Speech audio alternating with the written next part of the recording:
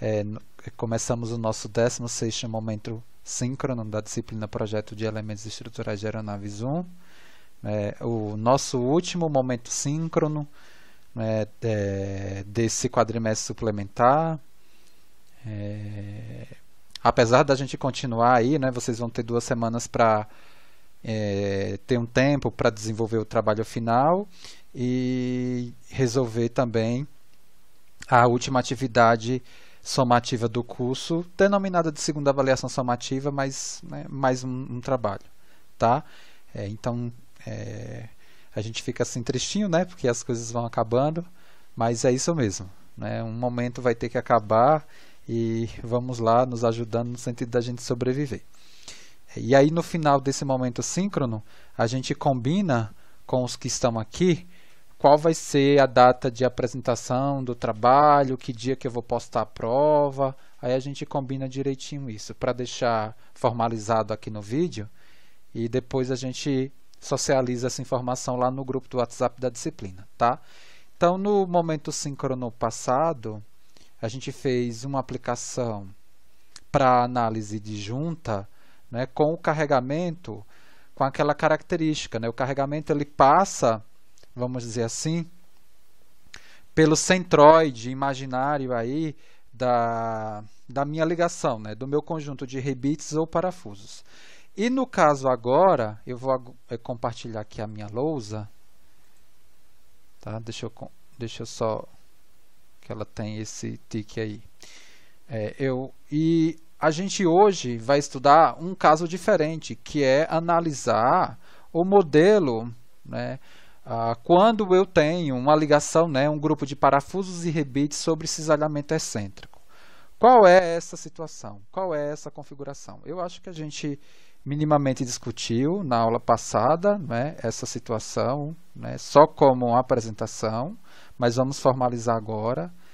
Eu tenho esse elemento estrutural aqui, azul, que eu quero ligar com esse outro elemento estrutural aqui, verde. E esses dois elementos estruturais, eles vão ser ligados aqui, eles vão ser ligados por meio de uma junta com esses parafusos ou rebites aqui. 1, 2, 3, 1, 2, 3. E esse tipo de ligação foi feita para, na verdade, transferir esse carregamento aqui que vai aparecer nesse elemento estrutural verde para o azul. Veja que esse carregamento aqui, P, ele tem uma certa excentricidade em relação, vamos dizer assim, ao CG, ao centroide, dos elementos aqui da ligação, dos rebites ou parafuso, tá? A gente tem, na verdade, essa excentricidade, eu tenho uma certa distância. Então, difere um pouquinho do problema anterior, porque no problema anterior a gente já tinha o carregamento passando, vamos dizer assim, por esse CG. E como é que a gente vai analisar esse problema? A gente vai analisar esse problema por meio do princípio da superposição de efeitos. Tá? Esse problema ele vai ser analisado pela composição do problema, ou seja, eu trazendo essa carga aqui para o CG, e, na verdade, para eu ter a equivalência mecânica, eu tenho que trazer ela mais o momento que ela produz, tá, em relação a esse mesmo ponto. Então, a gente vai analisar esse problema, considerando agora a ligação aqui, só para eu ganhar tempo, considerando aqui a ligação com a carga P agora aplicada nessa condição, mais um momento torsional na ligação, um momento torsional na ligação, com o valor caracterizado aqui, ou seja, eu tenho um momento aqui torsional e o valor do momento torsional é caracterizado justamente por P vezes o braço aí, da minha excentricidade. Então, no caso aqui, resumindo, a avaliação dos reforços, né, dos esforços no rebite ou parafuso é feita admitindo-se aqui a superposição de dois carregamentos separados. O desse, né, que a gente já sabe como quantificar, ou seja, por exemplo, nessa situação aqui, né, o carregamento, vamos dizer assim, vertical em cada um dos parafusos provocados por essa força P aqui, ela vai ser dada pela razão entre a força P e o número de parafusos. Foi o que a gente viu no modelo de estrutura apresentada no momento síncrono passado. O que a gente vai minimamente discutir aqui agora é o modelo para se quantificar as forças que aparecem, né, em cada um desses parafusos agora quando submetidos a esse momento de torção. Então, algumas hipóteses aqui elas serão colocadas. A primeira hipótese aqui é que a gente vai, né, no caso, para essa situação do momento de torção, né, para o momento de torção. Vou tentar fazer a letrinha mais bonita, que no caderno passado ficou, mas não é que eu não queira fazer letra bonita não, tá? É a caneta que ainda eu não domino completamente ela, né? Que é uma caneta capacitiva e de vez em quando ela dá umas loucuras aqui. Admite-se que a chapa constitui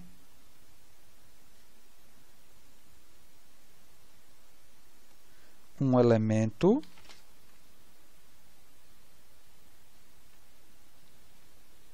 indeformável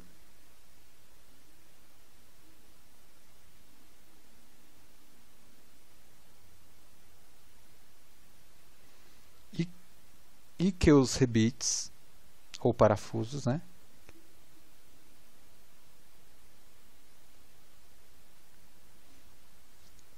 se comportam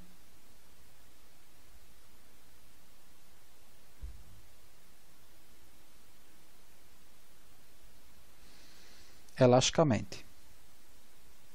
Vocês vão ver que esse modelo aqui que a gente está descrevendo, para quantificar a distribuição de forças nessa ligação aqui, seja ela constituída de rebite e parafuso, a partir das hipóteses que a gente vai caracterizar, fica algo muito similar ao que a gente viu no estudo da flexão lá em mecânica dos sólidos, quando da apresentação das hipóteses para análise do problema em flexão pura. Lembra lá? Seções planas, permanecem planas, indeformáveis, né? Na situação deslocada, perpendicular ao eixo. Essa foi a hipótese lá do estudo da flexão. É algo muito similar à hipótese que a gente está tratando aqui, né? Admite-se que as chapas constituem um elemento indeformável, né? Não sei se vocês lembram lá da... Deixa eu colocar aqui, né? Olha, lá no estudo da flexão, eu tinha lá um eixo da viga, né, que submetido à flexão pura, na situação da configuração original e na configuração deformada. A hipótese cinemática para a configuração deformada da flexão pura, a gente admitiu o quê? Bom, a seção plana e perpendicular originalmente ao eixo da barra, na situação deformada, ela permanece plana e perpendicular, ou seja, a seção é indeformável. Isso foi uma hipótese que me traduziu um modelo. O quão isso é representativo ou não para uma tomada de decisão, tá? Isso é uma outra história, mas não existe modelo, não é, certo ou errado. Como a gente já discutiu, existe modelo, tá, que me dá uma condição, né, uma resposta para uma tomada de decisão, ou seja, mais representativo no viés de tomada de decisão. Então, muito cuidado. Tá? Um modelo vai ser aplicado, uma condição de modelo vai ser aplicada, não tem como. Então, para essa situação aqui que a gente quer agora, que é quantificar, né, o efeito das cargas agora para essa situação de momento, a primeira hipótese é essa, o momento de torção, né, para o momento de torção, admite-se que a chapa constitui um elemento indeformável e que os rebites se comportam de forma elástica, que é o que acontece aqui, né, o comportamento elástico no meu modelo aqui de flexão. Completando essa hipótese, né, desta forma,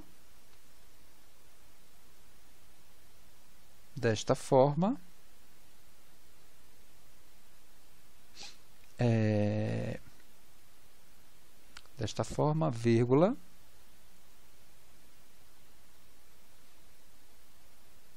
a deformação no rebite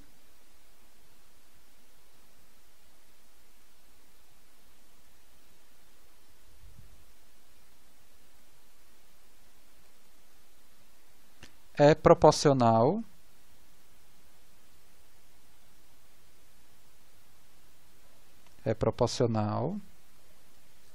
à sua distância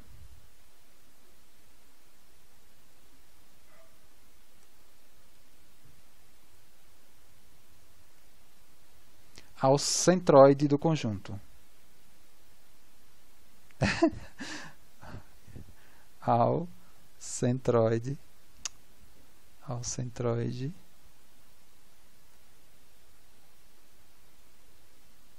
do conjunto.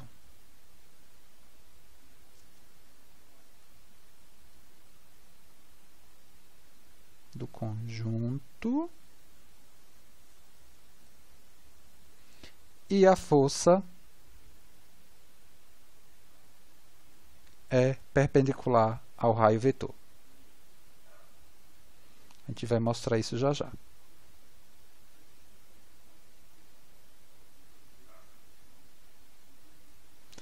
Perpendicular ao raio vetor.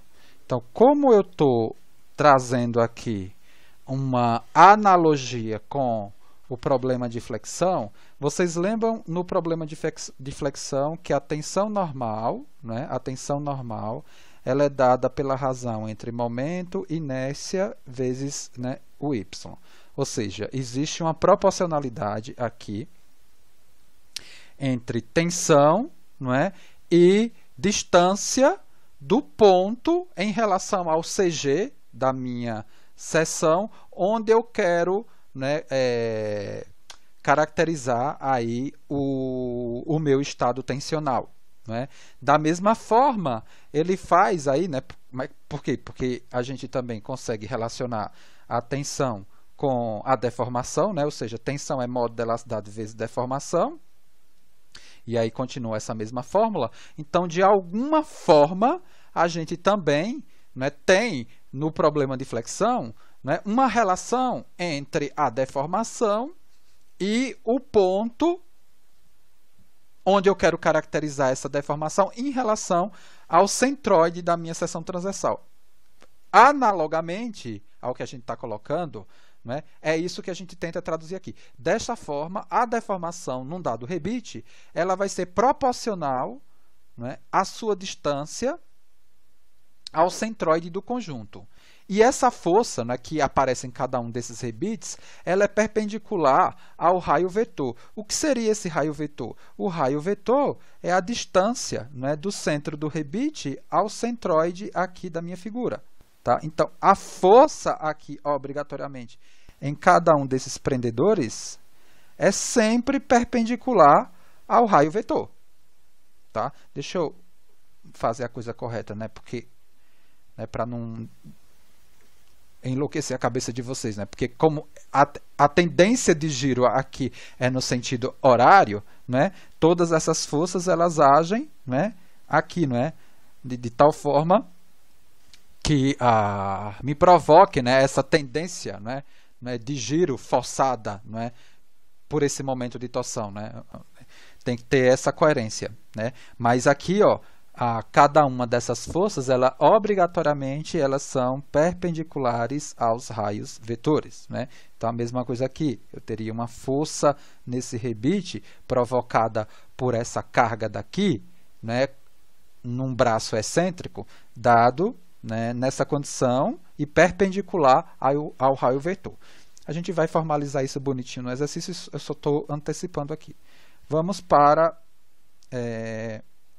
a segunda hipótese, né? A segunda hipótese, a gente admite, né? Admite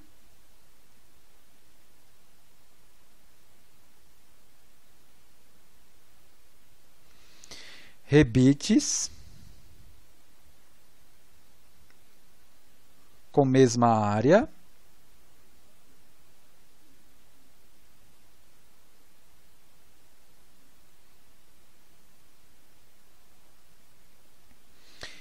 e com relação força-deslocamento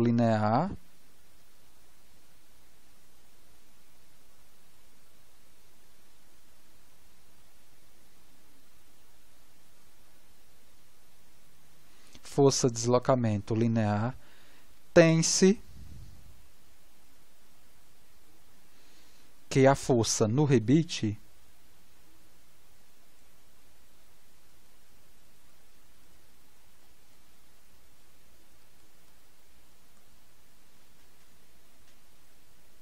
também é proporcional ao centroide.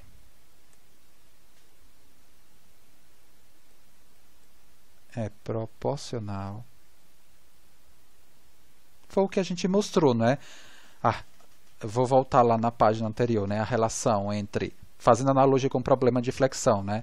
O sigma é proporcional lá à distância do ponto onde eu quero caracterizar a minha tensão em relação ao CG. Pela lei de Hooke, né? Pela proporcionalidade, pela relação linear, a deformação também é isso que ele está colocando aqui. Tá? Também é proporcional à distância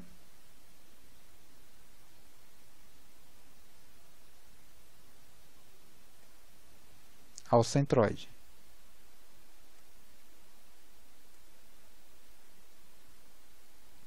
E aí, com isso, né, a gente vai construir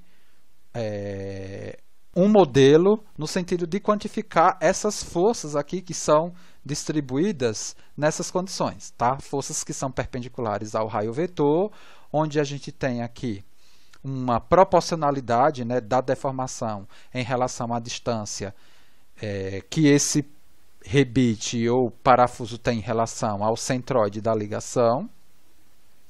E pela condição de linearidade, a gente tem, né, essa relação aqui, força-deslocamento linear, e também a força, de alguma forma, também é proporcional à distância ao centroide da minha ligação. Então, o que a gente vai construir agora é justamente esse modelo, considerando, primeiro, essa compatibilidade de deformação, através dessa proporcionalidade, né, compatibilidade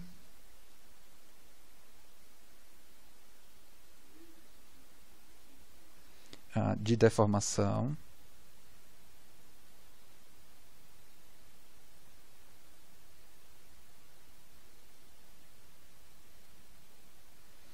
Então, a gente vai ter aqui, né, a força, né, para eu diferenciar dessa força que eu chamei aqui de vertical, eu vou agora colocar um símbolo, né, de, olha só, força, momento no prendedor 1 sobre o raio vetor 1 é proporcional, né, vai ser proporcional, né, a força provocada pelo momento no prendedor 2, tá? Essa força do prendedor 2, do rebite 2, né, tem um raio vetor 2, assim por diante, né? Então, eu tenho aqui que a força provocada pelo momento no prendedor N sobre o raio vetor N, tá? Ou seja, eu tenho essa igualdade, eu tenho essa compatibilidade, me gerando uma expressão onde eu posso caracterizar aqui, ó, né, a relação entre força e raio vetor por uma constante K. Algo, né, similar ao que a gente tem, né, tensão, modo de elasticidade, deformação.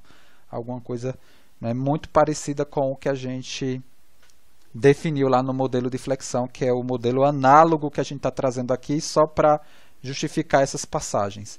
Eu tenho também o equilíbrio de momento. Eu tenho também o equilíbrio de momentos.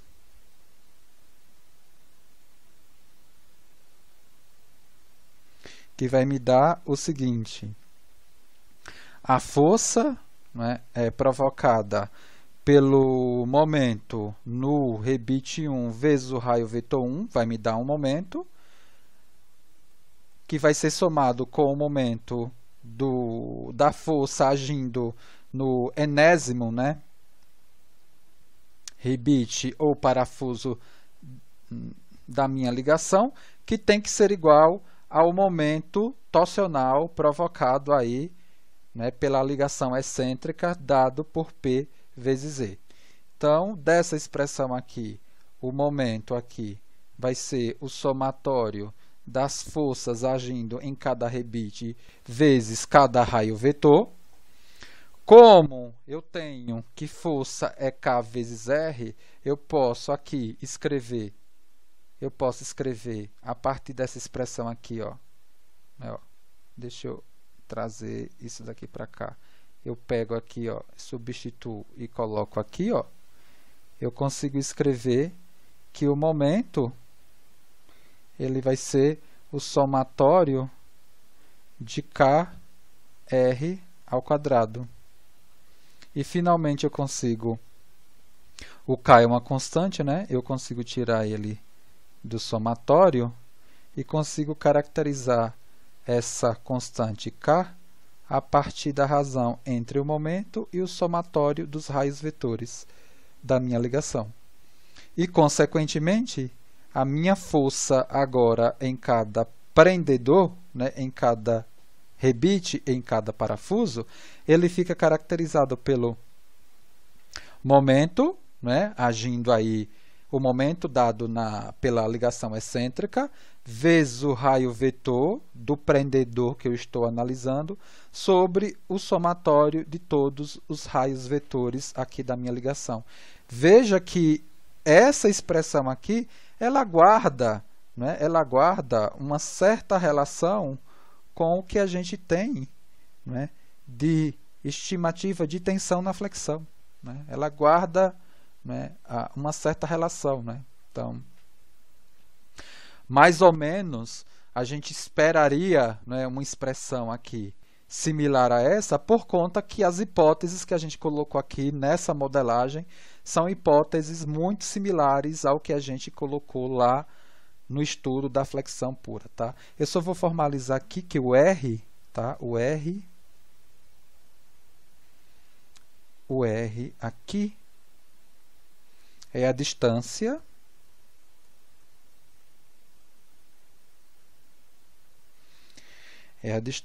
entre o rebite analisado, né, o rebite genérico, o parafuso genérico,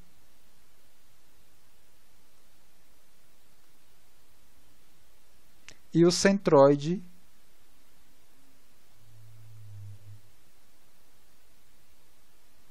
do grupo de rebites.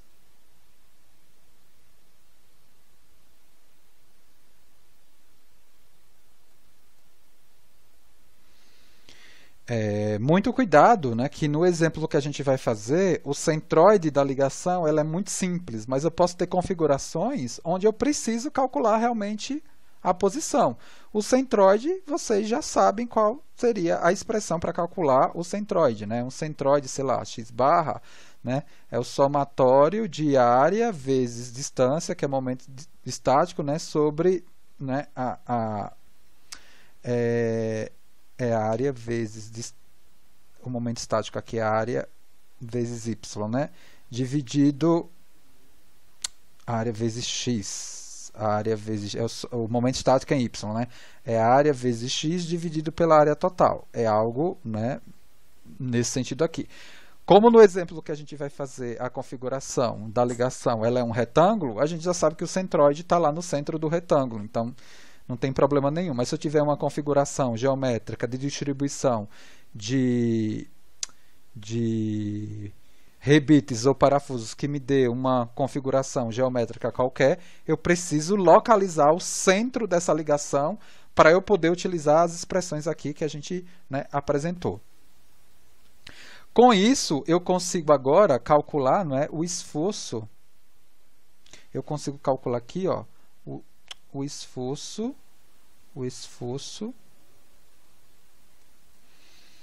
total no rebite.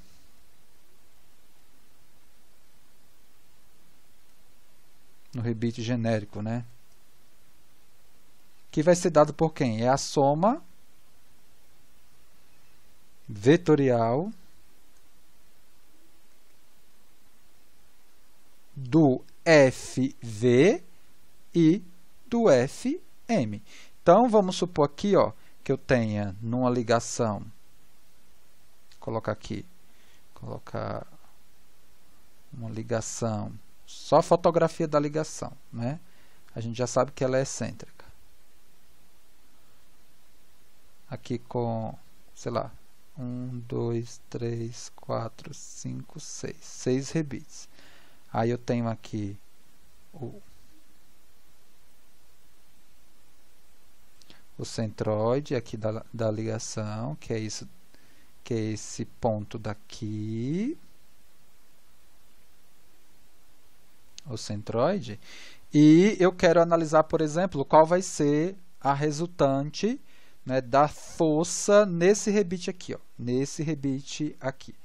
Então, o que é que acontece? Eu tenho uma força que é a força vertical para aquela carga P que eu dei lá no início dessa apresentação, que é dado por FV, que eu já sei que é, né, o valor de P dividido pelo número de prendedores. E justamente essa força aqui, ó, que vai agir devido ao momento nesse parafuso, que é o meu FM, né? E esse FM a gente consegue agora calcular, que é aquela relação, ó, que é essa relação aqui, né? O FM desse prendedor, ele vai ser dado pelo momento excêntrico vezes o raio vetor desse prendedor, dividido pelo somatório de todos os raios vetores da minha ligação. Então, o raio vetor aqui, especificamente desse elemento, é esse aqui, esse R1 aqui. Então, eu já consigo calcular esse FM daqui. Bom, eu vou ter geometria aí da minha figura, eu vou poder projetar, né, eu vou ter dimensões aí, né, eu vou poder projetar, por exemplo, essa força na horizontal e vou poder projetar essa força aqui, ó, na vertical. Então, eu vou ter uma força aqui e uma força aqui. Eu vou ter uma força, que eu vou chamar de FMY e uma FMX. Depois, para eu determinar a força resultante e sua direção, né, a intensidade dela fica dada por essa conta daqui, né? Vai ser a força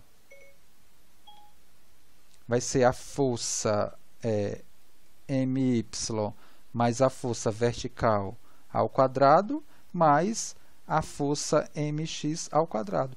E a direção, eu preciso aí, né, da geometria aqui do meu problema para a gente conseguir calcular a direção dessa força resultante agindo nessa ligação excêntrica, né, no sentido de quantificar realmente por esse modelo o quanto vai ser distribuído em cada um desses rebites. Com essa força resultante, aí eu passo para a análise daqueles modos de falha clássicos na ligação.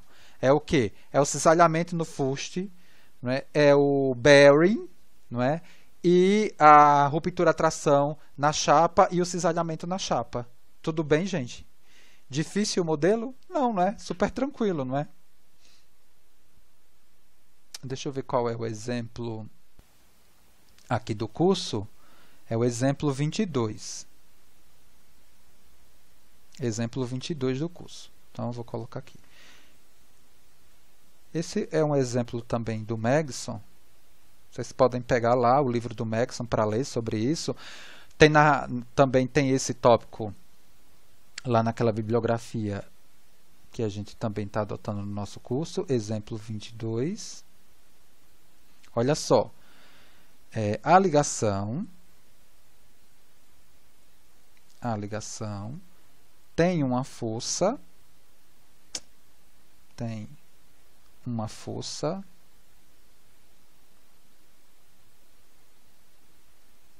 cortante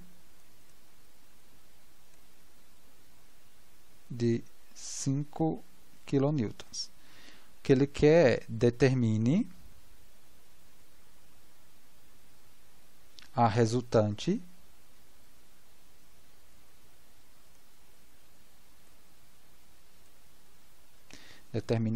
das forças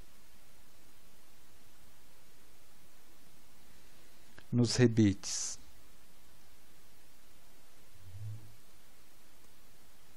A e B. Olha só. Então, eu vou colocar aqui a figurazinha da ligação.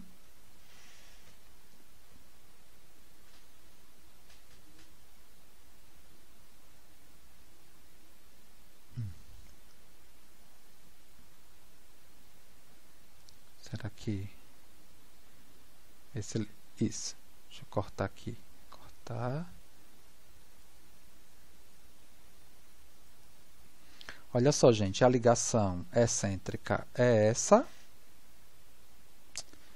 A ligação excêntrica...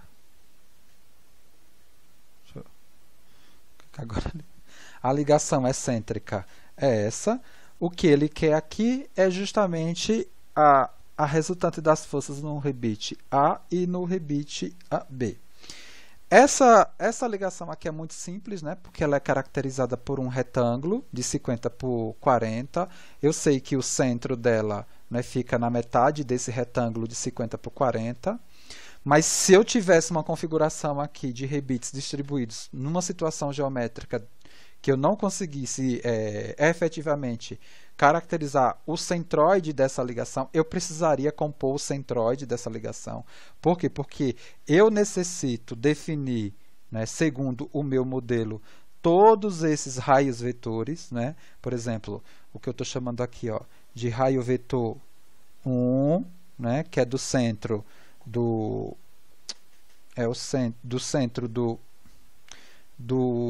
rebite A até o centroide, né?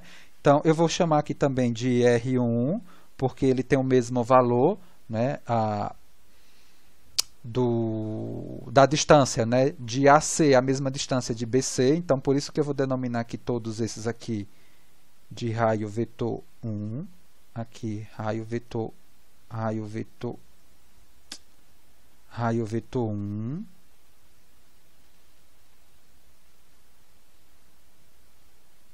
Raio vetor 1. E eu tenho esses daqui que eu vou denominar de raio vetor 2. Daqui para cá, raio vetor 2, e daqui para cá, raio vetor 2. Essa situação aqui, né, de carregamento apresentado, ele vai me gerar uma força em cada um desses prendedores. E eu sei que, obrigatoriamente, a força, né, que vai agir... Deixa eu colocar de outra cor. A força que vai agir em cada um desses prendedores aqui, elas são perpendiculares aos raios vetores, obrigatoriamente. É o que o modelo me falou, ou seja, a força provocada pelo momento, né? Pelo momento, não a resultante, a força provocada pelo momento. A força provocada pelo momento aqui, né? A força no prendedor B provocada pelo momento é dado, né, pela carga excêntrica. A força produzida no rebite A provocada pelo momento excêntrico. Isso daqui é perpendicular, né? E essa tendência que eu estou dando aqui de força em cada um desses rebites é por conta do carregamento aplicado, né? Bom, para a gente calcular as forças resultantes, o primeiro passo é calcular a força vertical que age em cada um desses prendedores. É muito fácil, não é? O valor de 5 kN dividido por 6 prendedores, isso daqui me dá 0,83 kN. Então, deixa eu apagar aqui, 0,83 kN. O que a gente precisa agora fazer é calcular essas Fs, né? FA, M, FBM, e para isso eu preciso do meu momento, né, excêntrico, da expressão que a gente acabou de desenvolver. Então eu sei que 5 vezes 75 me dá 375 kN milímetro. O raio vetor 1, que eu vou precisar também, por conta daquela expressão, né? Ou seja, a força em cada um dos rebites ele vai ser dado pelo momento vezes o raio vetor do rebite sobre o somatório de todos os raios vetores ao quadrado. Então, para eu aplicar essa fórmula e encontrar esses Fm's aqui, especificamente o FMA e o FMB, eu vou precisar do raio vetor específico e do somatório ao quadrado. Então, eu sei que o raio vetor 1 ele vale 20 ao quadrado mais 25 ao quadrado. Isso daqui me dá 32,02 milímetros. E o raio vetor 2, ele é direto, né? O raio vetor 2, ele é direto da figura, eu tenho 20 milímetros. Então, com esses dados, eu consigo agora calcular o somatório. Eu consigo calcular o somatório dos raios vetores ao quadrado. Isso daqui vai ser 2 vezes 20 ao quadrado, relacionado ao raio vetor 2, mais 4 vezes o 32,02, isso daqui ao quadrado. Esse somatório me dá 4.900 milímetros quadrado. Tá? Porque a unidade de comprimento é elevado ao quadrado. Nesse sentido, o F em A produzido por M, ele vai ser dado por quem? Pelo momento, 375, vezes o raio vetor 1, né, que é o raio vetor associado à distância A a C, que é 32,02, dividido por esse somatório aqui de raio vetores que a gente acabou de calcular. Então, 4.900. Isso daqui me dá uma força de 2,45 kN. Então, eu vou pegar agora o ponto A. Deixa eu colocar a figura aqui novamente.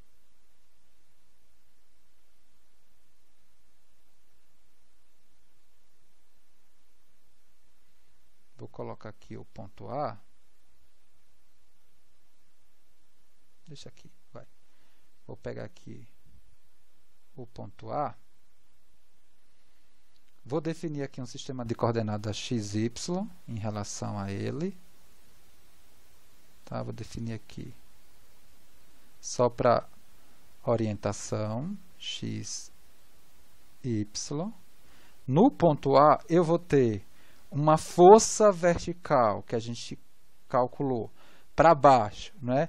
De 0,83 kN. E eu tenho aqui, vou colocar de verdinho, eu tenho aqui o meu raio vetor, né? Aqui o raio vetor 1. Eu tenho essa força agora agindo aqui, né, que eu acabei de calcular, valendo 2,45 kN. Eu sei que isso daqui é perpendicular ao raio vetor. Perfeito? Esse ângulo daqui, né, esse ângulo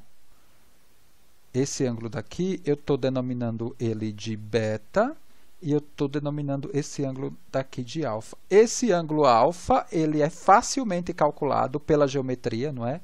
Vai ser a tangente de 25 sobre 20, tudo bem? Ó? Então, é só pegar a figura aí, né? Ó, tangente de alfa vai ser dado por 25 sobre 20. Isso aqui me dá um alfa de 51,34.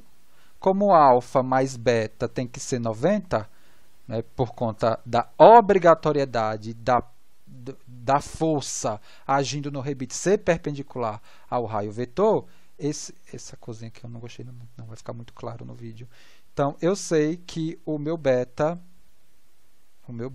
ele vale 38,66 graus. Por que eu estou fazendo isso? Para eu poder projetar, né, agora com esse beta, né, valendo 38,66, eu consigo projetar essa força na direção X, né? Eu vou ter uma força aqui projetada na direção X e uma força, essa força de 2,45 projetada na direção Y.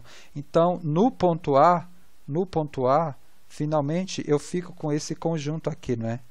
No ponto A eu tenho essa força projetada de 2,45 na direção Y valendo 1,53, né, kN. Para cá em X valendo 1,91.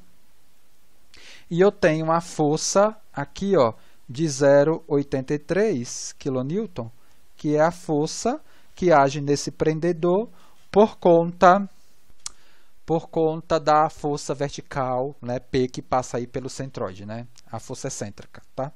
Então, a gente vai ter aqui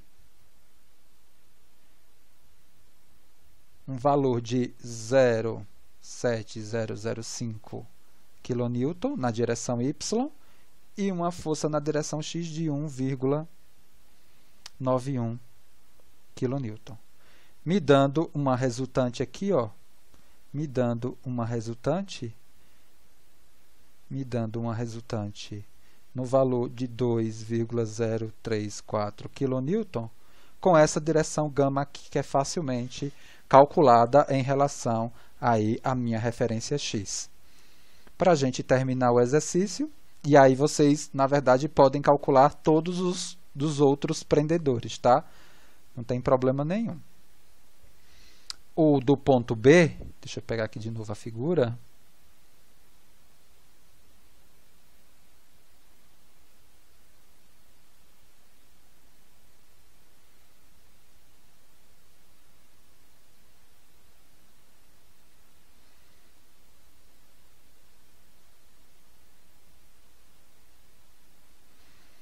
O do ponto B, igualmente, eu posso colocar aqui associar um sistema XY.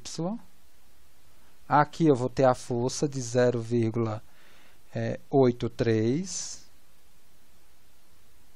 Eu tenho o raio vetor desse rebite, que está aqui, né? Que a gente já sabe que também vale R1. A força nesse prendedor para a condição da carga aplicada, ela é perpendicular, então ela é para cá, não é? Ó. Ela é perpendicular aqui e ela tem essa cara. Então, aqui é o F, né, B produzido por M. Para eu calcular esse FB produzido por M, basta eu buscar lá a expressão, né? O FB produzido por M vai ser dado pelo momento 375 vezes o raio vetor desse rebite 32,02 dividido pelo somatório dos raios vetores ao quadrado 4.900. Isso daqui me dá um valor de força valendo 2,45 kN. A diferença agora, vou colocar aqui o ponto B. O ponto B, eu tenho aqui o eixo Y, o eixo X. Tenho aqui essa força de 0,83 kN.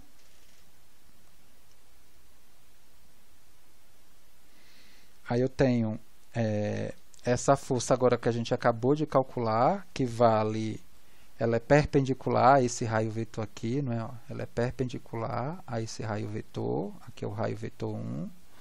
Ela vale 2,45 kN. E por algo muito similar ao que a gente fez no ponto A, a gente consegue determinar pela geometria esse ângulo de 38,66 e conseguimos projetar finalmente essa força aqui, ó, na direção X e na direção Y, tá? nos valores respectivamente de 1,91 kN e 1,53 kN. Então, 1,53 kN.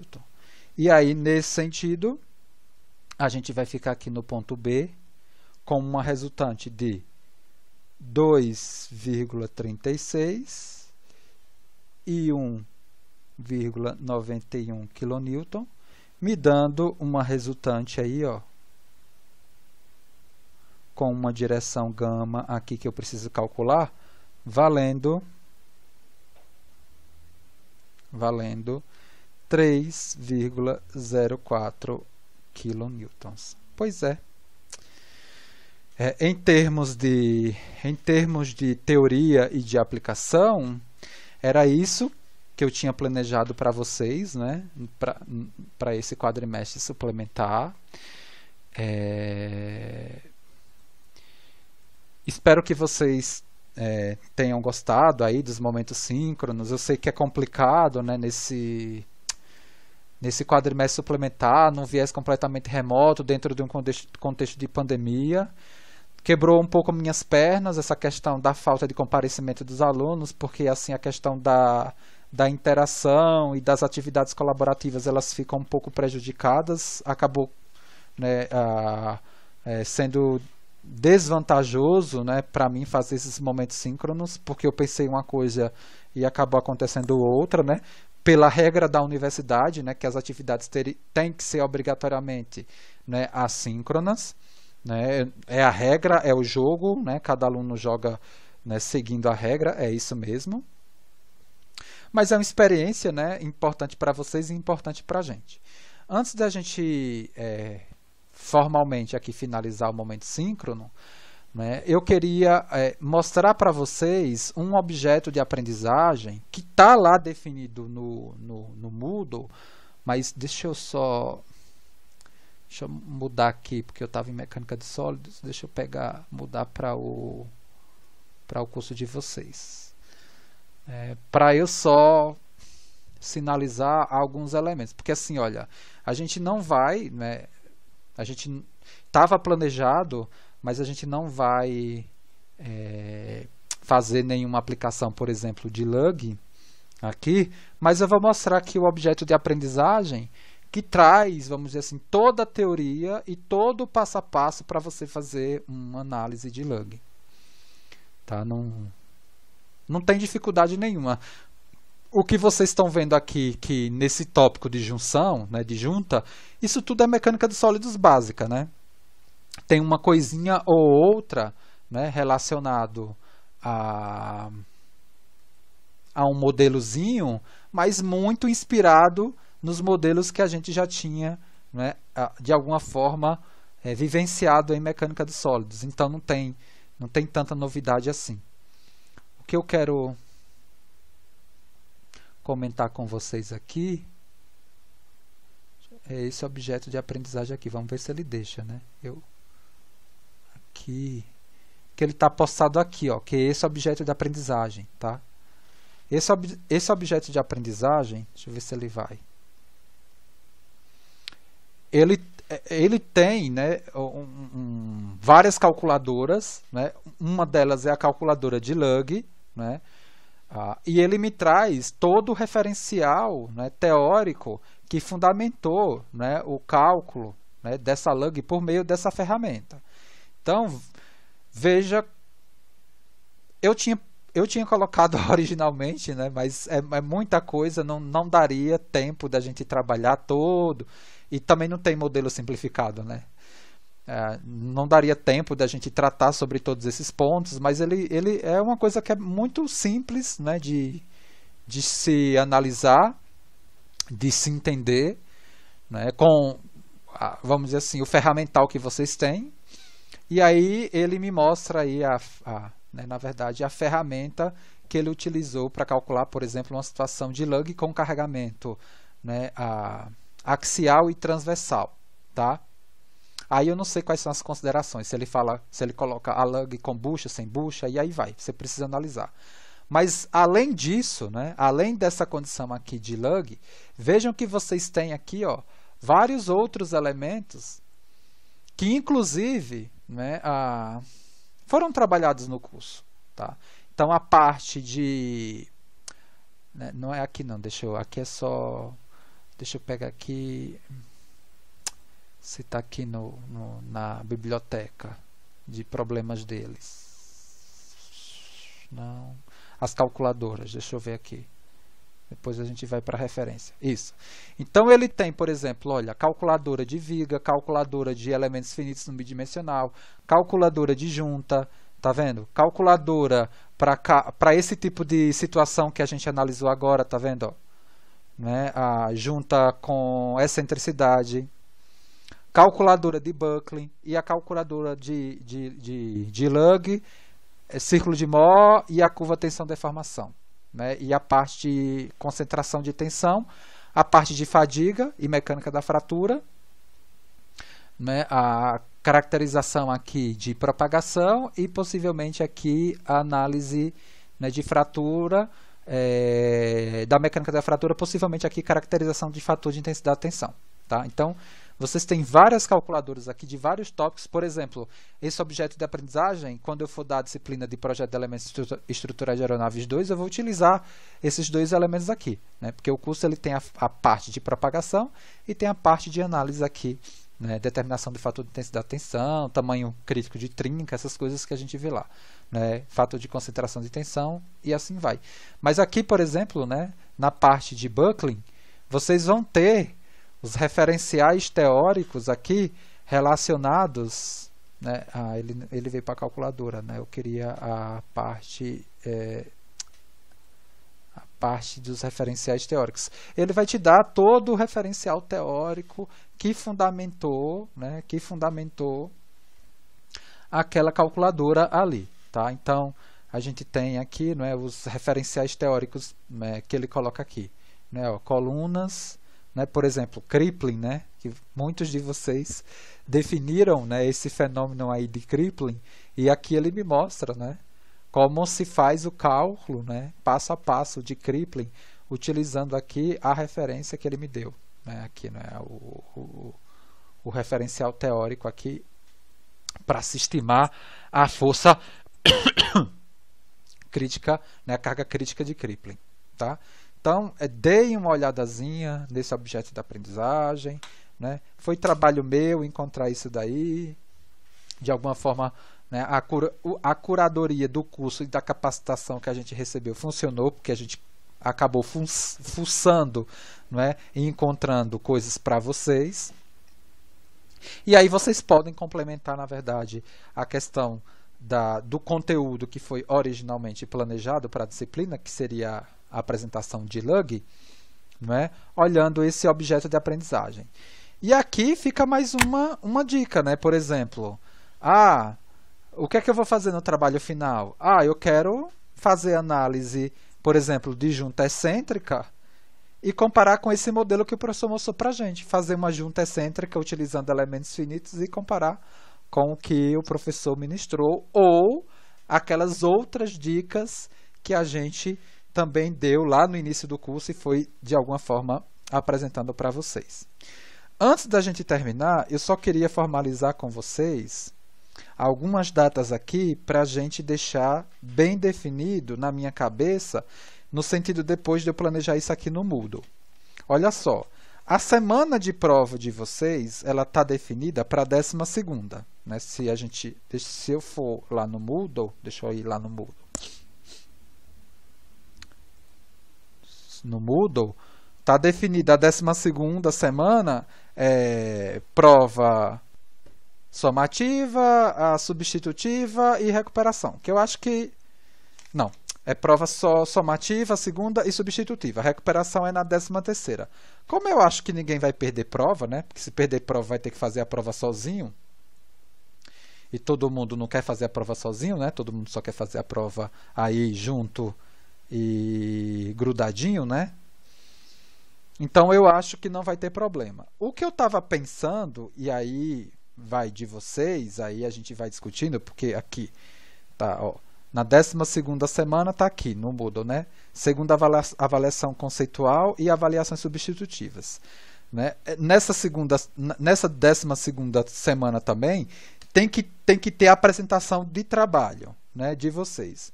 Então, aí eu quero que vocês escolham. Vocês querem apresentar os trabalhos, né? Eu não sei se vai dar tempo tudo num dia só, porque são 8 grupos. Não, eu acho que dá, porque é coisa rapidinha, né? Não vai ser uma coisa assim tão demorada. E aí o que eu espero de vocês é um documento mínimo, não é? E uma apresentação, né? Que vocês façam aí. É um documento, não precisa ser assim tão rebuscado, né? Um relatório técnico do desenvolvimento da atividade. E aí eu não sei se vocês querem apresentar no dia 7 ou no dia 9. Querem deixar para o dia mais longe? Na quarta-feira, dia 9? O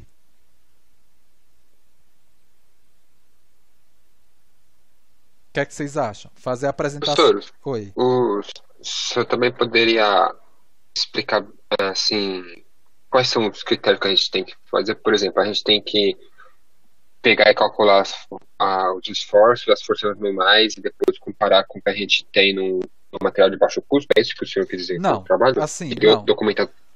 O que é que acontece? Eu dei duas possibilidades para desenvolvimento do trabalho.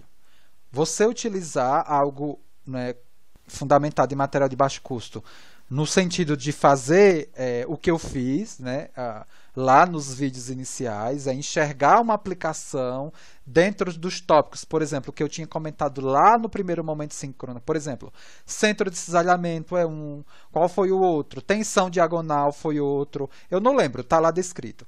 E simplesmente fazer uma demonstração, né, por meio de vídeo e fazer um documento mais ou menos destacando para o professor perguntas, né, como o professor poderia explorar aquele experimento, né, de baixo custo, tentando mostrar um fenômeno e colocando perguntas. Né? É mais ou menos isso para quem for escolher, né, o material de baixo custo, né, com aplicação em fenômenos, né, da disciplina, né, que não foram, por exemplo, apresentados por mim. Né? Eu apresentei, por exemplo, a situação da bexiga lá, tentando reproduzir a questão do vaso pressurizado com trinca, né? E a questão do reforço, né? Por que da importância do reforço, né? Das frames. Eu utilizei, né, papel para mostrar a questão da instabilidade. Não é? Isso não vale fazer porque já foi feito. E aí eu coloquei, por exemplo, centro de cisalhamento. Como você poderia trabalhar isso? Utilizando material de baixo custo. Né? Você já estudou, você já sabe o que é centro de cisalhamento, teria que dar uma pensadinha aí. A questão também da tensão diagonal.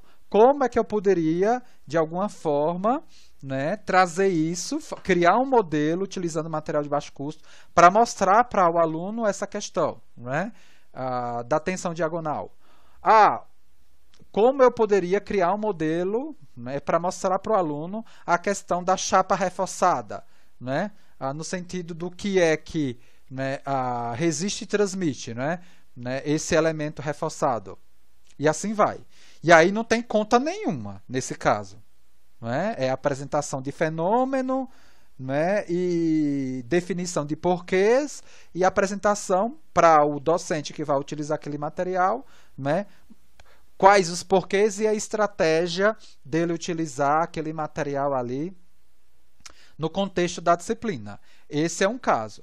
A outra possibilidade que foi criada no nosso curso foi o desenvolvimento do anexo do Megson, né, que é um projeto de central de fuselagem.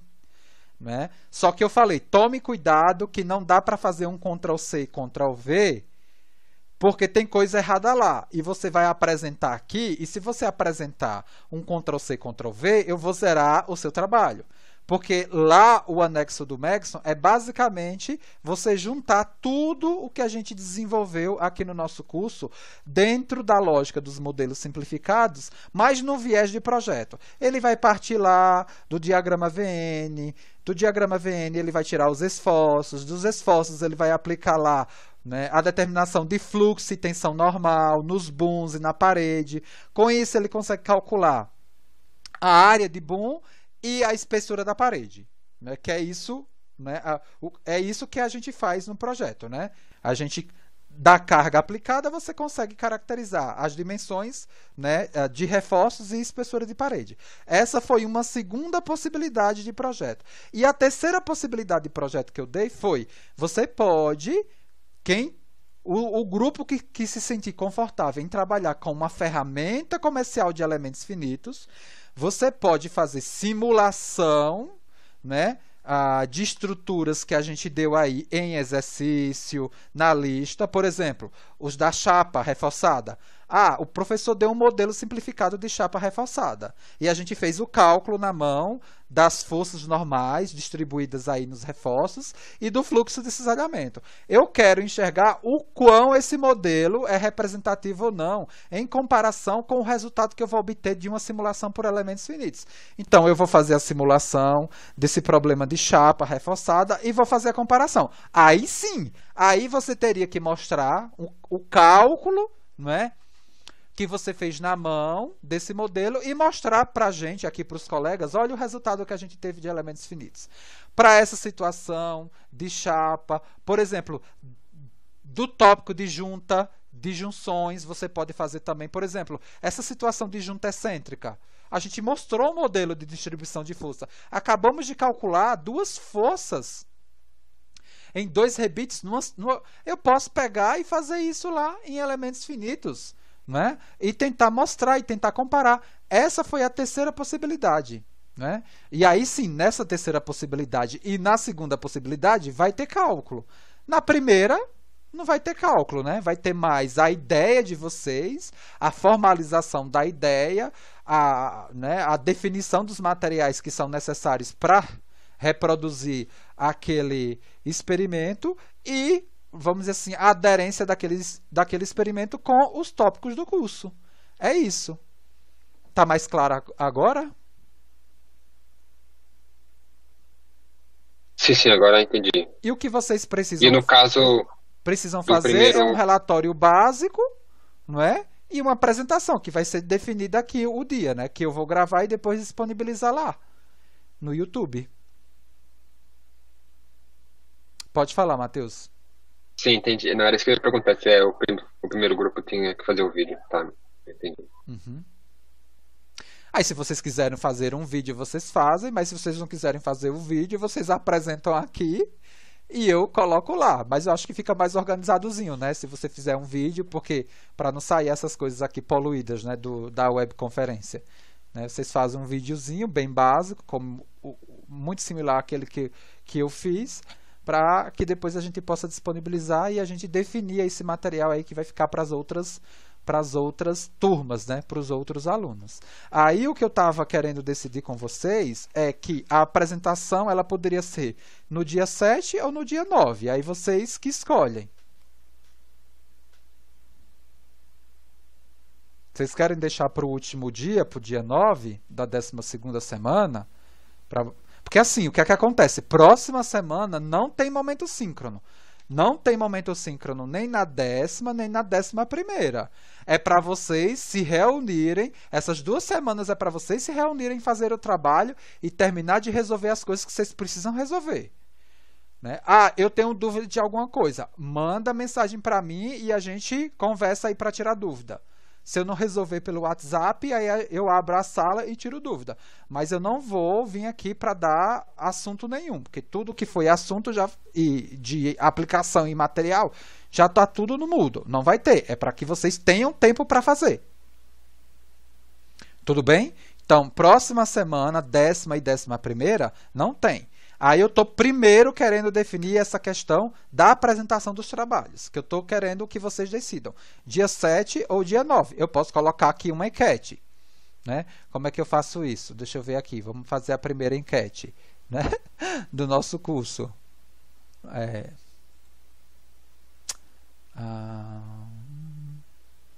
aqui em cima. Deixa eu ver, abrir configuração. Não, é aqui no mais, né? Mais. Iniciar enquete. Deixa eu ver aqui. Enquete.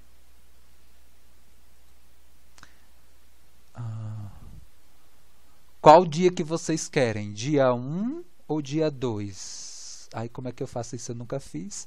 Aí eu vou colocar aqui dia 1 ou... Não, dia 1 não. Dia 7 ou dia 9?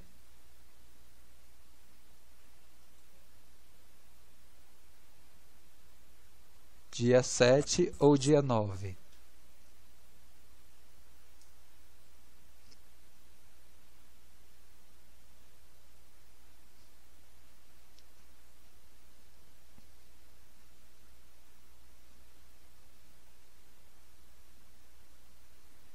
O resto não está respondendo.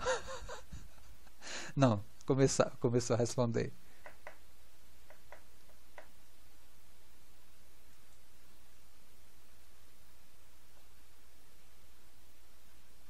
E agora, como é que eu volto para a enquete? Vou aqui.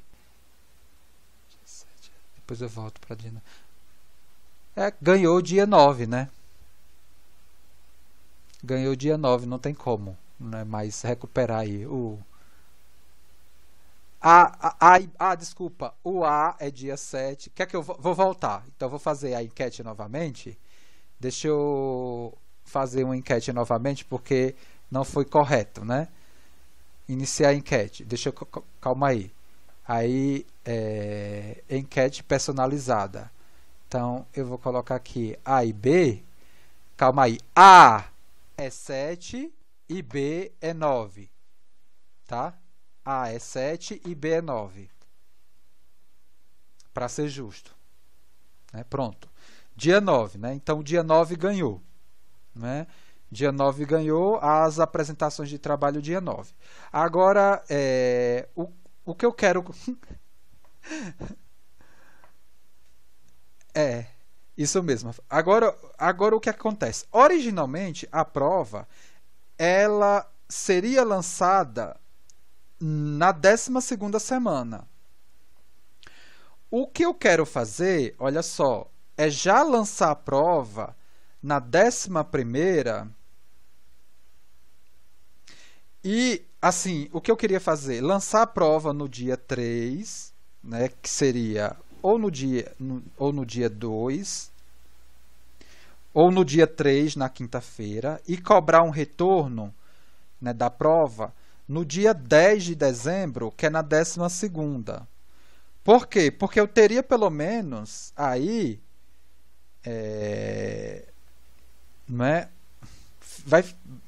eu teria pelo menos aí, né, um dia, não sei se eu consigo corrigir. Não tem, espero que ninguém... Por quê? Porque eu tenho que corrigir isso, olha só. Porque a 13ª é a recuperação. Então, se eu não soltar essas notas até o dia 15, como é que eu vou conseguir fazer recuperação? E ninguém vai querer fazer recuperação no Natal, né? Porque tem todas essas coisas de 72 horas, de não sei o que. Eu estou dando bem mais, né? Eu estou dando uma semana para fazer essa prova. E aí eu espero que vocês não deixem para fazer tudo na última hora, né? Vocês têm a 10ª e a 11ª para fazer o trabalho. Então não deixa para fazer tudo na última hora, porque senão não dá para eu soltar a prova, por exemplo, no dia 10 e dar resultado e deixar vocês até o dia 15, que é a 13ª, e quando é que eu vou fazer? Recuperação, se alguém precisar. Então não dá. Então eu vou soltar essa prova, tudo bem? Dia 3 de dezembro, que é na 11ª, e vocês vão ter, ó, 1, 2, 3, 4, 5, 6, 7 dias, 8, né? Eu vou pedir para vocês entregarem dia 9. Eu vou deixar dia 3 e vou pedir para vocês entregarem dia 9, para eu ter o dia 10 e o dia 11 para corrigir. Tá? Então é 1, 2, 3, 4, 5, 6. Vixe, dia para se esbagaçar, para fazer essa prova. Então, eu libero o dia 3 a prova e vocês ficam até o dia 9. Né? E aí vocês têm, né, a 10ª, a 11ª e a 12ª, né, para fazer os trabalhos. Né? E a 11ª e a 12ª, um pedacinho da 11ª e da 12ª para fazer a prova.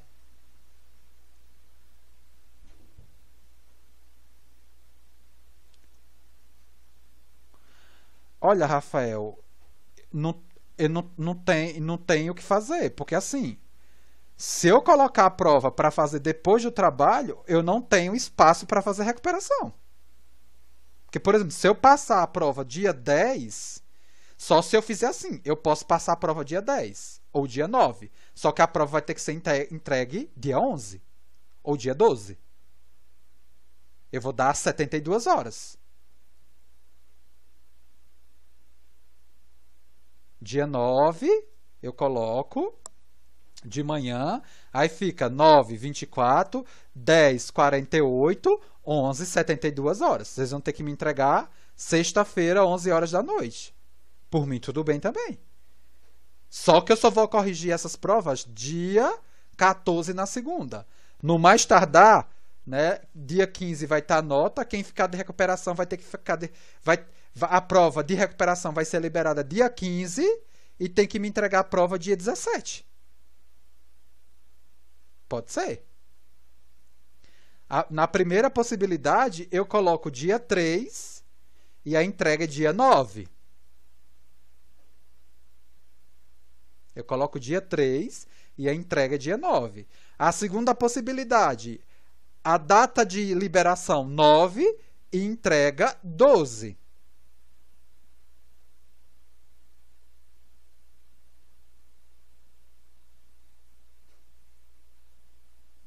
Aí vocês que escolhem. Quer que eu faça outra enquete?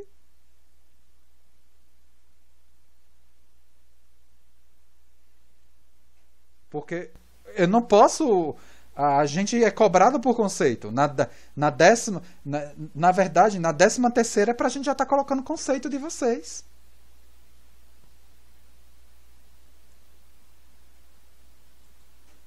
Então a primeira, né, é 3. Liberação da prova, entrega dia 9 de dezembro.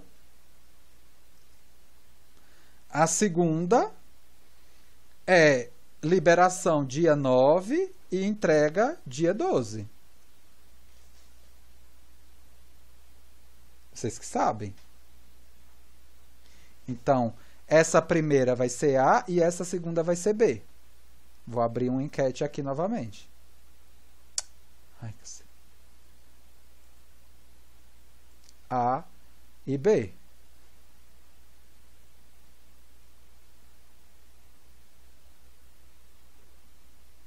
Essa está mais disputada.